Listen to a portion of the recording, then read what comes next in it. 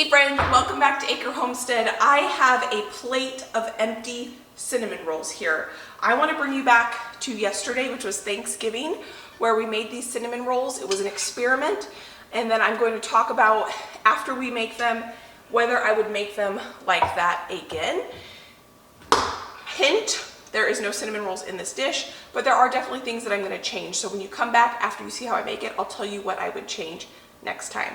While you are watching that, I am going to go ahead and unload and load the dishwasher, and then when you come back here, we are going to make dinner tonight. I normally use the recipe from Pioneer Woman when I make cinnamon rolls, but I've been wanting to experiment using my 1 hour buttery roll recipe to make cinnamon rolls. So that's what we're doing this morning on this Thanksgiving morning. Josh and I have the day together. We don't have any obligations anywhere to be, so on this slow morning I thought I would go ahead and give this recipe a try and do some experimenting. So in here I have water, yeast, honey. I'm going to melt a little bit of butter, then I add some warm milk, salt, and flour. Now that we have the day to ourselves and we don't have any obligations, the plan is to order some takeout so that I don't have to do any cooking. Even though I am cooking this morning, I don't want to have to cook dinner. So we're going to mix all these ingredients together and we are going to have fun experimenting. I did a deep clean on my kitchen yesterday, so I do not want to knead this on the counter. I'm going to try to knead it in the bowl here. I'm going to take a little bit of flour, sprinkle it on the top. I'm going to keep a little bit on the side, and I'm going to try to knead it right in this bowl, just to try to keep the kitchen a little bit tidier today. And we have enough flour in here. I don't need to add any more flour after that little bit I added. I'm happy with that. So I'm going to knead this for about 5 minutes. So this dough has come together absolutely beautifully. It's so soft. I love this dough. So now what we're going to do is just take a little bit of, this is avocado spray, just so that it doesn't dry out.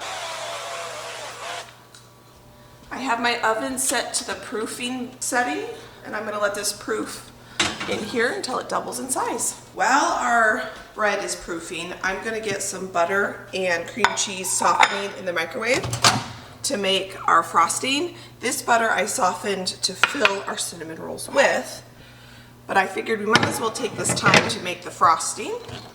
So I'm going to put that in there for maybe 30 seconds. Let's see what this is like. Oh yeah, that's nice and soft. I might soften it just a little bit more so that we can spread it on our dough when it's ready to go ahead and use that. These are nice and soft now, so we can make our frosting with this. So to the food processor, I'm going to add our butter and our cream cheese. I'm just kind of making this recipe up. Equal parts butter to cream cheese. I want a thinner frosting than I normally make for cinnamon rolls. Little vanilla. Woo. Now I'm going to add 2 cups of powdered sugar. Well, actually, let's start with 1 cup because I do want this to be a little bit thinner than I normally make it. Yep, we're going to add 1 more cup. Ooh, making a mess. That's perfect. All right, there's our frosting. I may add a little bit of milk, but I don't think so.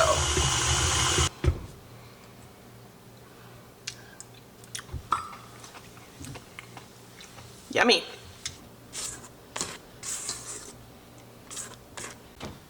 Look how beautiful. Oh, look at that dough. Let's make some cinnamon rolls. So I'm going to use my cutting board again to roll out our cinnamon rolls, but I need to butter this pan. Or you know what I could do?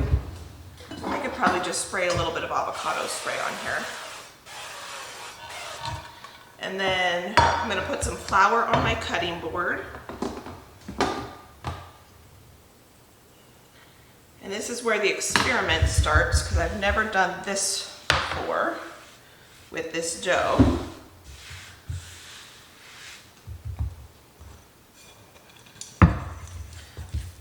Oh my goodness, this dough is so pretty. It's so fluffy and soft. So I'm gonna spread this out. I probably put too much flour on my cutting board. This is so soft, I don't even really need a rolling pin. So now we have our dough nice and rolled out and even, mostly. I'm gonna take our softened butter and we're gonna just slather this whole thing with some butter. I'm not using measurements really, this is just kind of going with eyeballs and seeing how it looks, if we need to add a little more, if I need to take away some. But just kind of like an even layer of butter over the whole thing. It's gonna be kind of rustic. That's probably good. It's probably, I don't know how much that was, a couple tablespoons. I made some snickerdoodles the other day, so I have some leftover cinnamon sugar, so we're gonna add some cinnamon sugar. I usually add brown sugar, but I wanna use this up. Yeah, I think this will be enough sugar. I don't think I'll have to get any more out. And this has plenty of cinnamon, I think, in it. Now we're gonna roll this up. I think I'm gonna like this dough for this recipe, but we will see.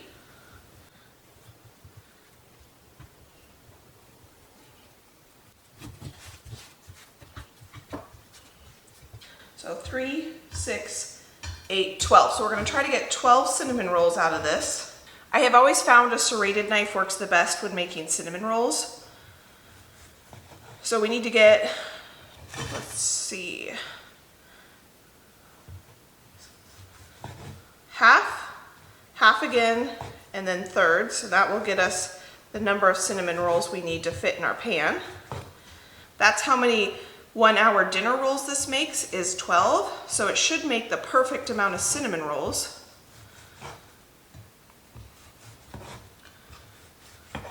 If this works, this is gonna be way easier than the way I typically make my cinnamon rolls at Christmas. So it's kind of fun that we are experimenting on this relaxing day today together. Look how beautiful that is. That's so pretty. Is there anything prettier than a pan of cinnamon rolls?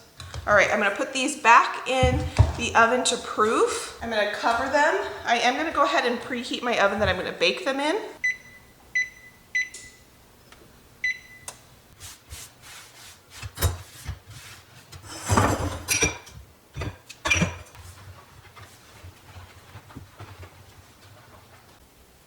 These beauties, I think, are ready to go in the oven. I hope I didn't overproof them. I on accident set the warming setting on my oven, not the proof setting. So this is a little bit warm, but I think they'll be okay. The only thing is the butter melted out just a little bit, but they sure smell fantastic. So I'm gonna put these in a 400-degree oven for about 15 to 20 minutes. They are out of the oven. I'm gonna let them cool. I did take a piece just to make sure that it was cooked all the way through, and then we'll put our frosting on the top.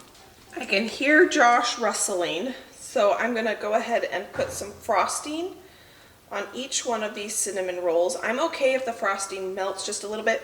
These are basically cool to the touch, but they do have a little bit of warmth to them. So I kind of like it when the cream cheese frosting melts just slightly into the dough, but then some of it stays nice and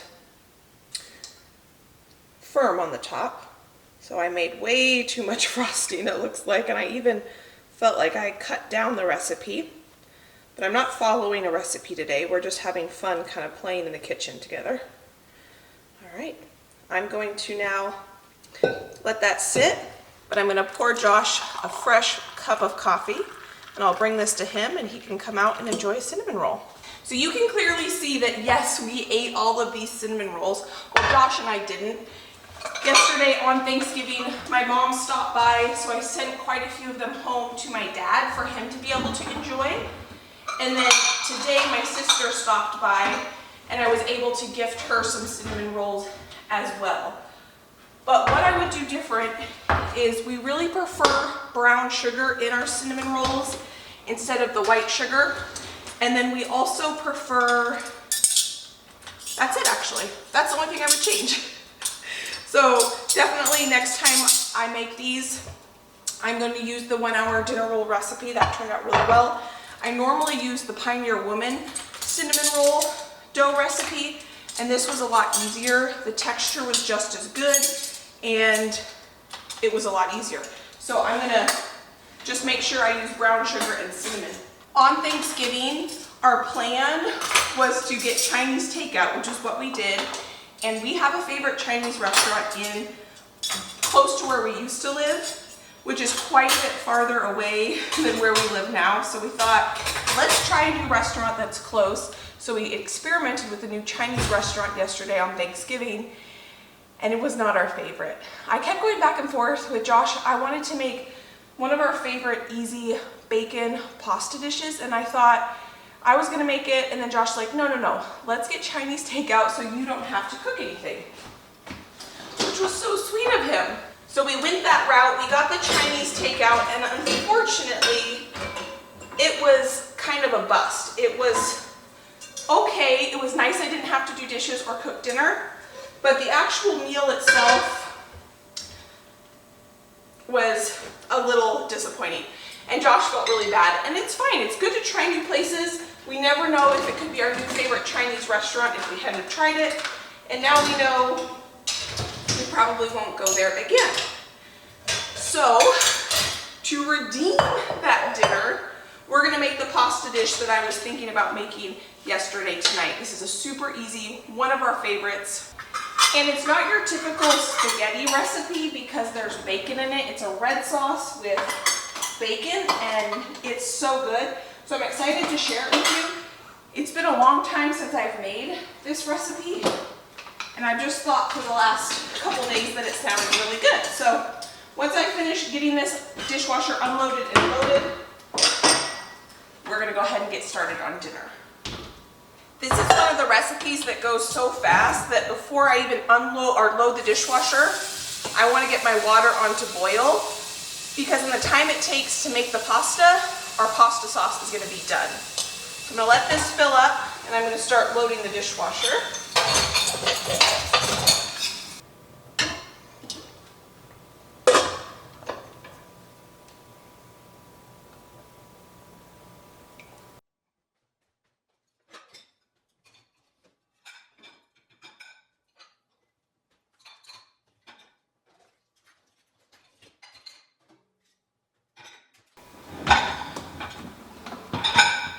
Now that we have the dishwasher unloaded and loaded, I always feel better about being in the kitchen when we can put our dishes away as we go. I'm going to heat up this pan with a little bit of oil, and we are going to get going on our sauce. The sauce that I'm basing this recipe on comes from America's Test Kitchen, and it is called tomato onion bacon sauce or something like that. I don't follow the recipe exactly, but pretty close.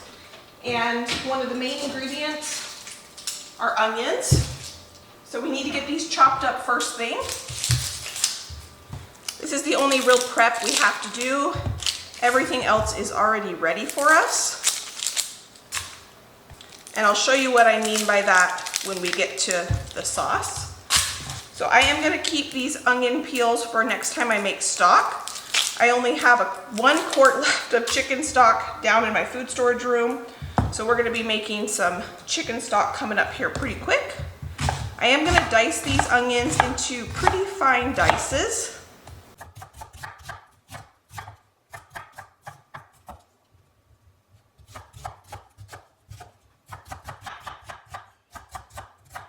So we're going to get our onions in here first thing.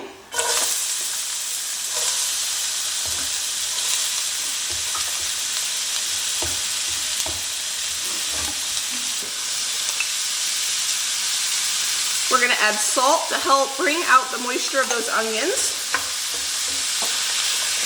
I just realized I should have cooked those onions in bacon grease because that is the protein that we're going to put in this pasta sauce. So I'm just taking out some pre-cooked bacon out of the freezer. And that bacon grease could have added more flavor to the pasta sauce, but that's okay. I've got my scrap Ziploc bag here with carrot scraps, so we're going to add our onion scraps to this so we can add this to our broth making. And then I also just took out 2 pie crust from the freezer, and I'm going to stick these in the refrigerator. We have another Thanksgiving we're going to tomorrow, but we're not having Thanksgiving dinner. We're going to have lasagna instead, and I'm responsible to make an apple pie. I don't have to make the crust if I just take these pie crusts out of the freezer I throw them in the fridge, and then tomorrow I can make a pie crust. And then these veggie scraps go back in the freezer. And now we're gonna dice up our bacon so that we can have bacon for our pasta, and we didn't have to go through the effort of making the bacon for our pasta today. So I'm getting out about 10 or so pieces. The rest of this bacon just goes right back in the freezer for another use for another time. And then I'm also gonna get out, while I'm in the fridge, a salad mix from Costco. And this is just gonna make our side veggies super easy for us tonight. I'm gonna take our pre-cooked bacon and I am gonna cut it up into bacon bits. I like to keep the pre-cooked frozen bacon whole in the freezer so that when I want to go to use it, if I want to use it cut up or whole, I can decide at the time of use, instead of cutting it up before I put it in the freezer. I'm gonna dice them a little bit more just so that they kind of melt into the sauce a little bit, as opposed to being big chunks of bacon. Our onions are coming along beautifully. I want them to soften up a little bit, but I'm going to move on to the next step, and then I'll let them cook when I move on to the next step. So I don't want them to brown. So this is where I deviate from the recipe a little bit. The recipe does not call to add any red wine, but I like the flavor that it adds.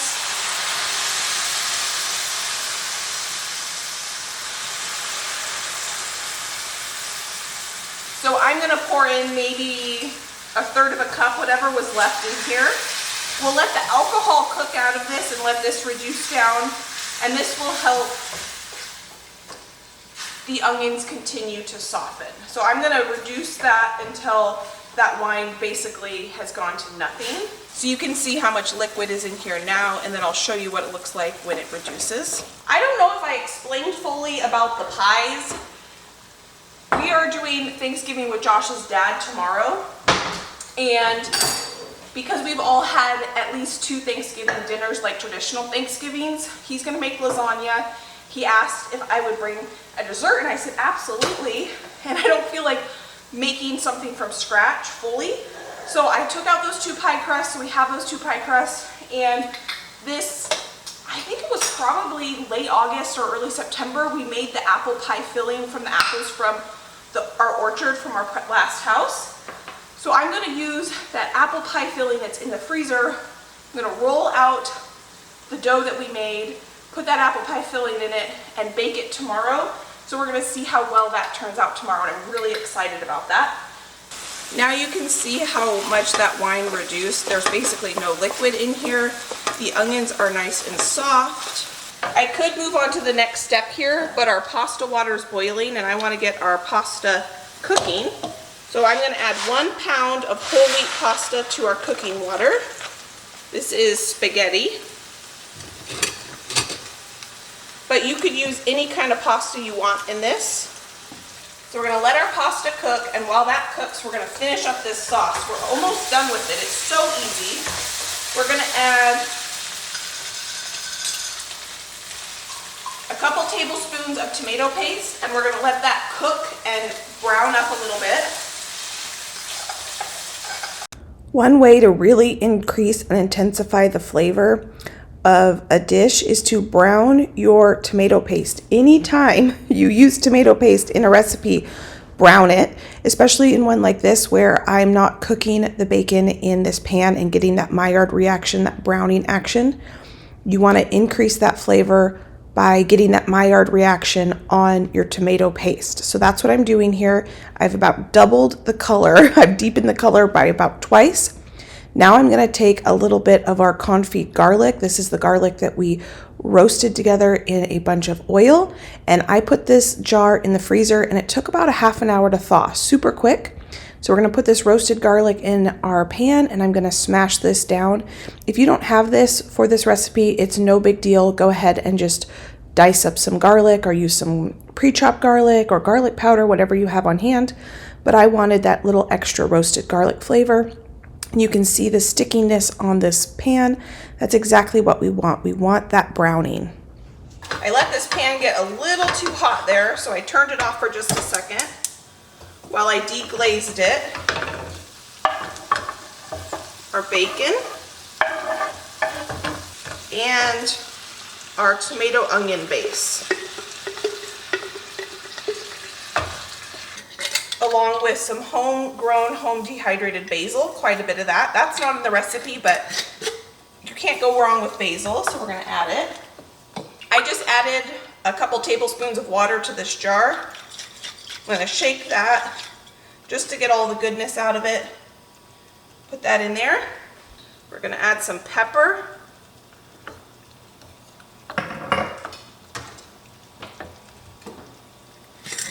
And some red pepper flakes. We should have added the red pepper flakes to the onions, but I forgot, so we'll put them in now. Our pasta is cooking away. I need to give one of these a taste test. I don't think this is done yet. Not even close. I'm gonna give that another 4 minutes or so.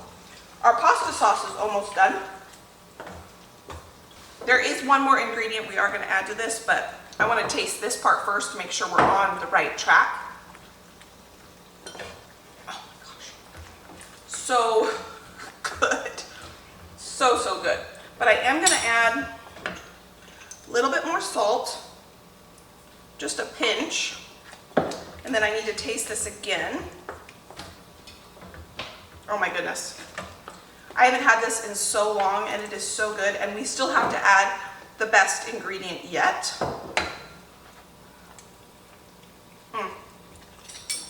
Perfect. So good. Ooh, I got a pepper flake. Got a little bit of heat there. Delicious.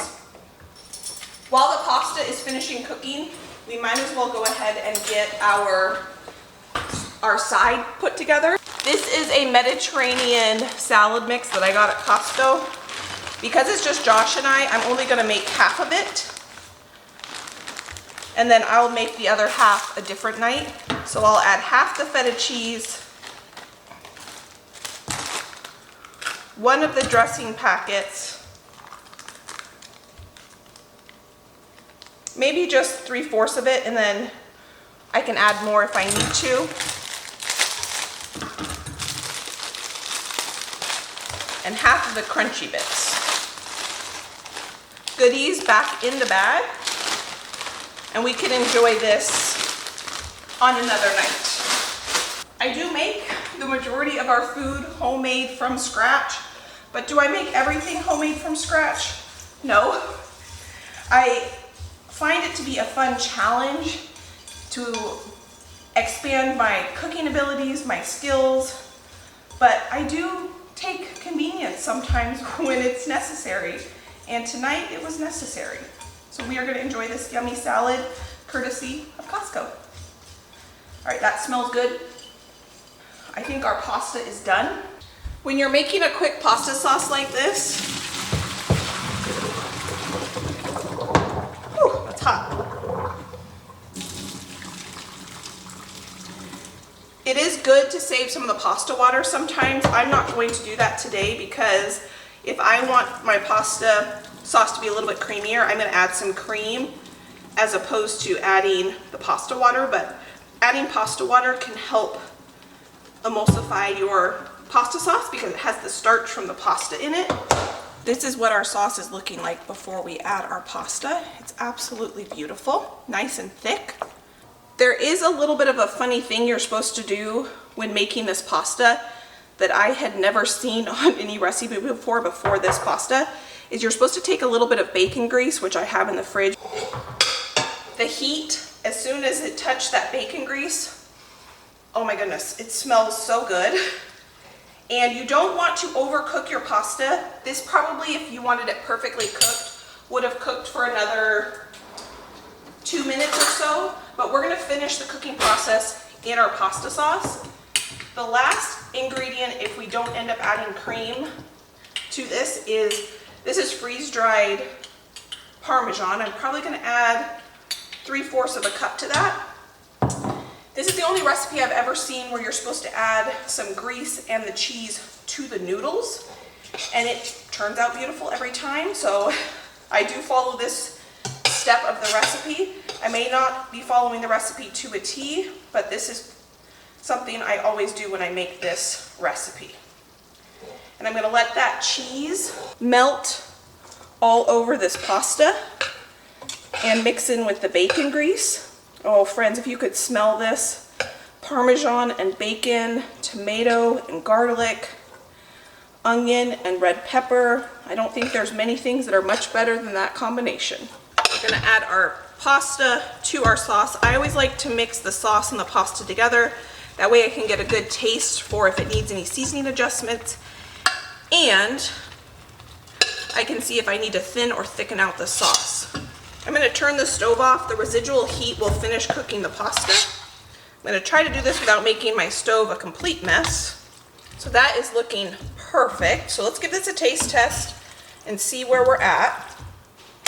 Now the only reason I would add cream to this, because this cream is not in this recipe whatsoever, is it does add a level of sweetness instead of just adding sugar and creaminess. Sometimes I add it, sometimes I don't. This is probably one of my favorite pasta sauce recipes. And it's so unique in the fact that it has bacon instead of, you know, ground beef or ground sausage or something like that.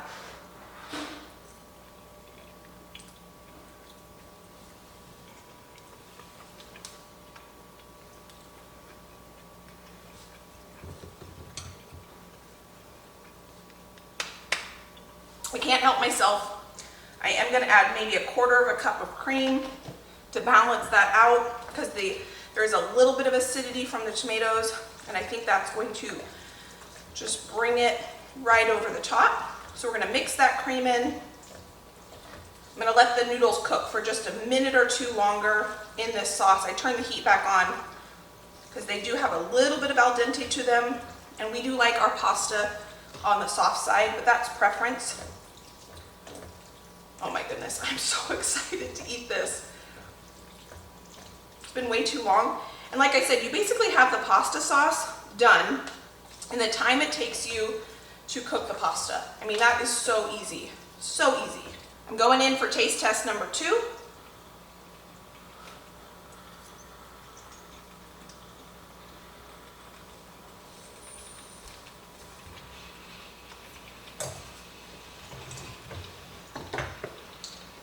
That's all it needed. 1/4 cup of cream to add that sweetness. Dinner is a hit. I already know Josh likes this dinner. I don't need him to do a taste test. This is one of our favorites, and I'm excited to finally share it with you because it's been so long since I've made it. So thank you all for hanging out with us. I'm gonna dish up Josh some dinner. Josh, do you want dinner? Do you want to taste it? Okay, he said he was going to come taste it for us. Let me show you how I'm going to finish this. We have our salad, so we'll dish that up as well. A little bit of Parmesan cheese on top. And that is a perfect bowl of pasta. Josh, are you ready to give it a try? Yep. Okay, Josh is going to give it a try. While he gives it a try, I'm going to give it one more try. It smells really, really good. We haven't had this in so long. The sounds it makes are tantalizing.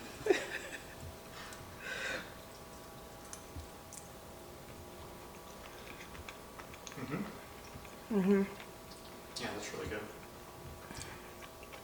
It's rich, creamy, Got a little spice to it. but not Not too. too, well, it's right in that line. It's good though. Sometimes I do ride the line for Josh, whether I make things too spicy, but I'm developing a little bit. it's not too bad, is it? No, it's good. Good. It's really good. Awesome. Well, we are going to sit down, enjoy a delicious pot of pasta and our quick Mediterranean salad. This is one of our go-to fast meals that I haven't made in a long time, so I guess I shouldn't say it's too much of a go-to. But, you know, sometimes you get out of the habit of making something, then you make it, and then you're like, oh yeah, and then you start making it again. So I'm excited that this is now back in the rotation. Just thank you so much for taking time out of your day to spend time with me in the kitchen. If you enjoyed this video, I can pop a few more here. You can go enjoy between now and my next upload, and I can't wait to see you next time. Bye, friend.